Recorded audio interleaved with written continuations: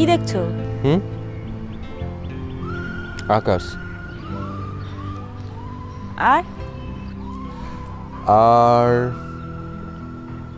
ফুল, পাখি, নদী, সব কিছু, সব।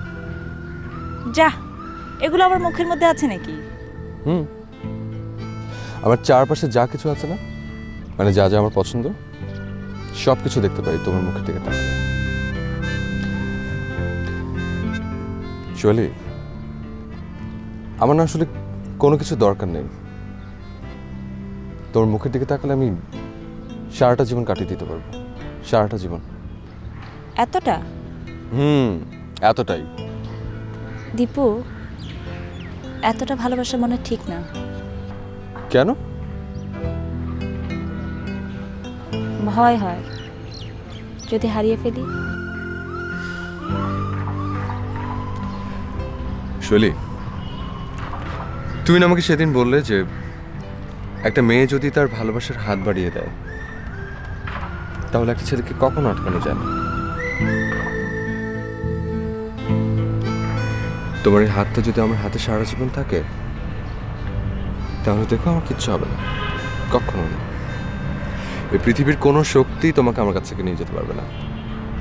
তুমি যদি আমার পাশে থাকো তাহলে দেখো আমি একদিন বিশ্ব জয় করবো।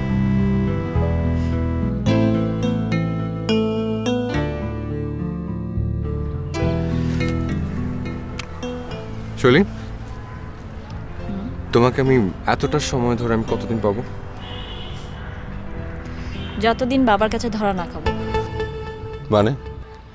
মানে হলো পুরনো ক্লাস রুটিন মাফিক বাবা জানে আমি ক্লাসে, আর যদি কোনো ক্লাসমেট ফোন করে তাহলে তো ধরা।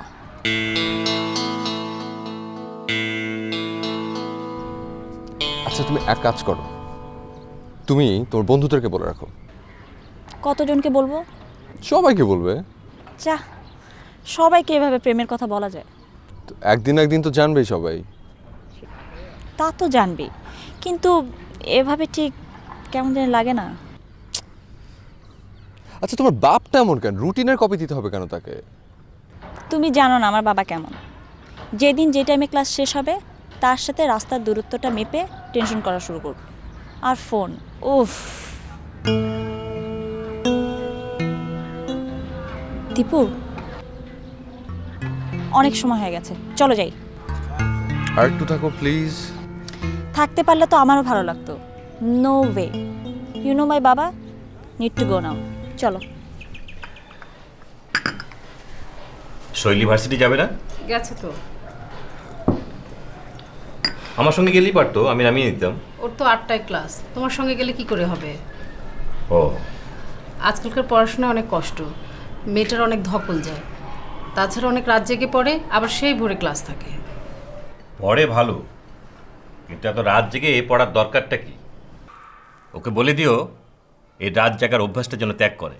তুমিই বলো, ও আমার কথা শুনবে? তুমি মা, তোমার কথা শুনবে না? আমার কয়টা কথা যেন ও শুনে, আমাকে তো পাত্তাই দেয় না। তুমি আসলে ঠিকমতো শাসন করতে পারো না। এমন কিছু বিষয়ে শাসন করো যেটা ওর রাগের কারণ হয়ে দাঁড়ায়। হ্যাঁ হ্যাঁ, বাপ মেয়ে তো দুজনই একই রকম, আমার শাসন কে মানে?